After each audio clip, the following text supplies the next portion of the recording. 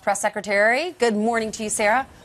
Good morning. It's great to be with you. So we heard the president yesterday. A lot of people agree with him. They say, why don't these lawmakers do what we've put them in office to do and focus on health care and things that really matter instead of investigation. What are your thoughts?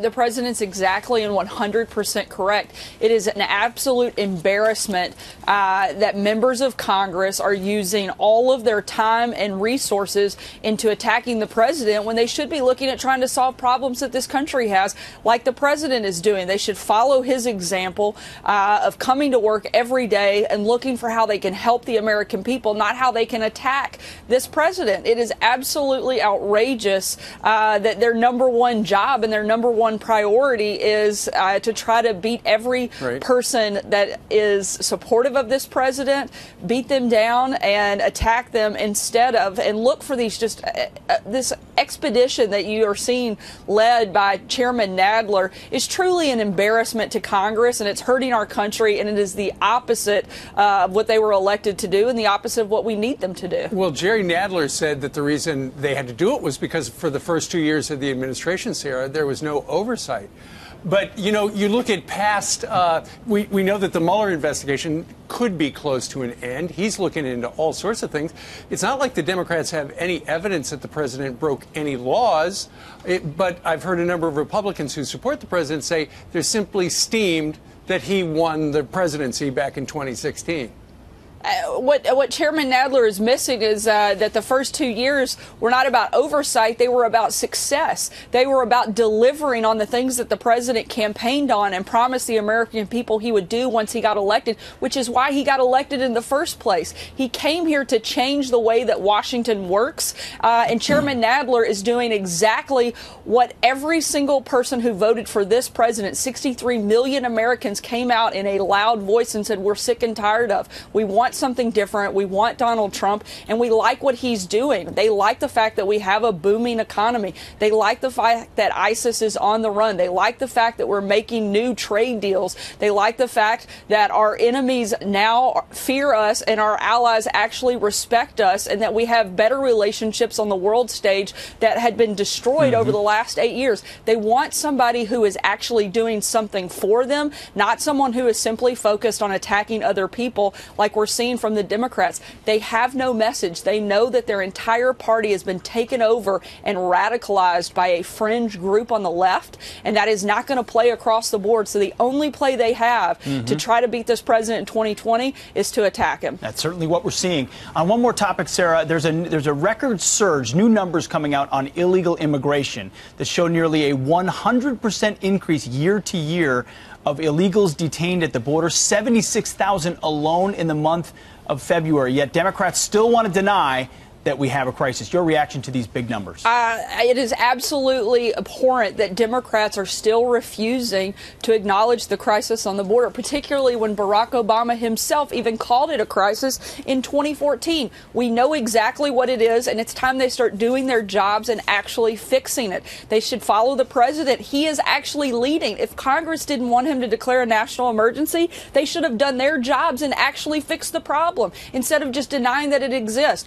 We know that this is a crisis, not just a national security, but a humanitarian crisis. 54% increase in unaccompanied children coming across this border. We are seeing the most vulnerable individuals exploited by our broken system, and it's time that somebody step up and follow the president and fix this problem. Well, you know, a lot of people are looking to Washington to fix the problem, Sarah, but it looks like the Senate, Republicans in the Senate, it looks like, are about to hand the president a defeat regarding his national emergency declaration and trying to reprogram some of that money.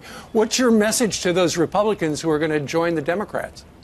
Look, my message to that group is to do your job. If you had done what you were elected to do on the front end, then the president wouldn't have to fix this problem on his own through a national emergency. The president has the absolute authority. In fact, he has a duty to call a national emergency to fix the crisis that we have going on at our border. As you just said, 76,000 illegal individuals came across our border just last month alone. That would fill MetLife Stadium. I'm a bigger Razorback fan, and so I like to use that analogy. But that is a massive number of people coming across our border. If that doesn't define crisis, I don't know what does. And that's something that we have to address. Congress should have fixed this problem. The president tried multiple times to get Congress to work with him to address the crisis. They failed to do so, and now the president has to do what is absolutely necessary and what is right, and that is to declare a national emergency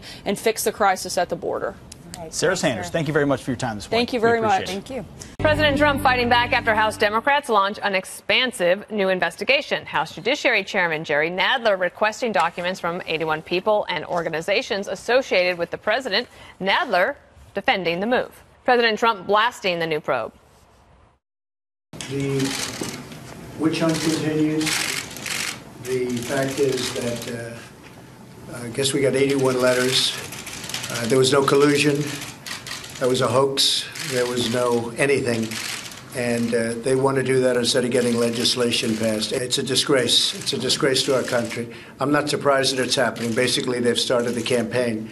So the campaign begins. But they just haven't gotten used to the fact that we won a lot of states that haven't been won by Republicans in a long time. So instead of doing infrastructure, instead of doing health care, instead of doing so many things that they should be doing, they want to play games. Infrastructure Week is going to be awesome, Jesse, when they get around to it. So calls for impeachment are hard to control when the base wants what it wants. And it's just, they're going to keep asking for it. And these chairmen, even if they want to tap the brakes, they're being pushed into it. Yeah, it's a runaway train, and the media is fueling the fire as well. These numbers from the president that just came out are pretty spectacular. In the NBC polls, approval ratings at 46%. Rasmussen, he's at 48. Harvard and Harris have him at 45. Blacks, he's in the mid-20s. And then the base, the Republicans have him at 93. Sorry, haters. So, despite all of the stuff they've thrown at this guy, the spies, the lies, the probes, the 25th Amendment, all this stuff, his numbers are at or near record high. So, the buzz from the Mueller report is there's not going to be all this collusion that they're going to report. So the Democrats are getting nervous and they're scrambling for new crimes. And it doesn't look like they've found any in the House report, in the Senate report, in the counter intel probe. And the sentencing memos from Mueller indicate that they don't really have anything there. So the bottom line is this. There is nothing that the middle class can look and see what the Democrats are doing and say, this affects my life. This is what I want. I want to see Trump's taxes. I want these investigations. I want Don Jr. up on the Hill. It doesn't deliver, and the polling's never shown it's deliver. If I were the president, I would cooperate, but I would call privilege on a lot of this stuff the same way Barack Obama did. Yep. And also, just speaking of that, Jedediah Politico reporting that the Democrats do plan to demand President Trump's tax returns in about 2 weeks, which I guess that gets us closer to tax day. Yeah. Maybe that's what they're looking for. Yeah. I mean, I'm surprised only 81 entities. They're getting lazy. I mean, I was hoping for at least 100, 150. It's basically, it's ridiculous. This is so desperate now that even people who originally were on board saying, look, if there was collusion with Russia, let's investigate it. Let's figure it out. All the rational people have left the room. And now everyone that's left is looking at this and saying, okay, these are people who are dissatisfied with the election results. They don't have an agenda of their own that's appealing to people. What are you going to go out to most of the country and talk the way AOC does? Socialism, a Green New Deal. None of this stuff makes practical sense to the average person. The average person in the United States is not a socialist. They see that. It sounds extreme. Democrats need to learn, though, you're not going to win an election by going after the other guy and being constantly negative about him. You have to bring something positive to the table yourself. So they either need to be proud of this very, very extreme agenda that includes late-term abortion. Let them talk about infanticide and getting rid of all the electric cars in 10 years. Either be proud of that, put that front and center, and make that and do what you got to do and create some optimism there, or leave the room, because you are giving Trump a victory right now by doing this, and the poll numbers show that. Juan, can the Democrats do that, like continue to go after President Trump, but also maybe meet him on infrastructure bill or something like that? Like, is there a way for them to actually do both? With a base that really wants them to just fight?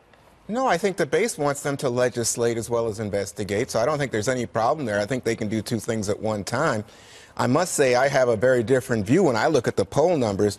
45, 46%, that's his high, Jesse. It's not high for most presidents. I understand, but Okay. that's still All right. his high. But his high is good, right? I mean, like, That's that's not for great. that. It's the same way Obama's was in the No, exact it's same about time. yeah. That's true. But remember, Obama was at a low point. This guy's at his high point. But here's the thing: if you look at those numbers, 64% of Americans right now think that the president should release his tax returns. That's 2/3 of the American people. How about this? Half of the respondents, this Quinnipiac poll that came out today, think that they believe. Guess this. This is so unbelievable to me. They believe Cohen more than they believe Trump. 64% think that Trump committed crimes before he was president of the United States. So Republicans have a strong affinity for the Constitution as it was written. And the Constitution is very clear. Congress is an equal branch of government with oversight responsibilities, and they need to gather facts in the course of exercising oversight before they come to any kind of decision about impeachment and the like. But Republicans are acting like, oh, it's impeachment right now. You can honestly Let me say this let me get doesn't Greg seem in, please. excessive So to you? I'm sorry, what? We have talked about how Democrats maybe it would be helpful for President Trump to have someone to fight against, right? So now he has somebody to push back against, and now the Democrats are kind of providing him that, which I think makes him look more like a statesman. Well, imagine that you're like a surgeon or an air traffic controller, right? Doing your job, and outside the window is like a birthday clown juggling chainsaws. That's the Democrats. Their role right now simply is to distract a man from doing his job. The problem is he's America's air traffic controller. He's America's surgeon. So a lot of people kind of don't like this distraction. Let's say you have a normal job. I was thinking about this today. Let's say you have a normal job. You're an electrician or an insurance agent, and all of a sudden your boss comes in and says, hey, you know what? I'd like you to devote more time into investigating that electrician across the street, or devote more time to investigating that insurance agent across the street. And digging up dirt on that. As if you have time, right? You have time to do this. So what I'm learning is these politicians have a lot of time to do this sort of thing in the sense they are creating an argument for their own uselessness, that they're able to do unending investigations. At best, being a congressman is a part-time job. It's a seasonal occupation like being a department store Santa or an NFL ref. And what we have done by allowing them to have a full-time job is we're allowing them to investigate instead of legislate. If I've learned anything, and it's left or right or center, this should not be a full-time job. And I think that you have to be better than the people who upset you. 8 years ago, there were people like this about Obama, right? We know there are people that were convinced Obama was going to be a dictator, right? He was going to seize power. You're just doing what they're doing. You are now a mirror of the people you despise. You should step out of this and look down and see that you're no better than they are. Democrats do, Jesse, I'll give you the last word. The Democrats do say that Republicans went way overboard investigating Obama, and they could point to all sorts of hearings and document requests and trying to gum up the works and being the clown outside of the airplane. How long was Benghazi? I thought those were years? legitimate investigations where Americans died. The Americans died in Fast and Furious. What's so funny, Juan? Well, because you think it's funny that Americans are dead in Benghazi? You think it's funny that they died in Fast and Furious? I'm saying. You think it's funny that they died in the VA? I think it's funny that those you are have legitimate switched. issues of oversight, Juan. Jesse, you said it's totally legitimate when Republicans do it, but illegitimate when Democrats do it. It's scale, Juan. If there's a dead American, I want my Congress to investigate, Republican or Democrat. And if who's dead? The only thing's dead is the Democrats' electoral chances in 2020, and that's what this is all about. Can I speak? Go ahead. I think that you are arguing that this president should be immune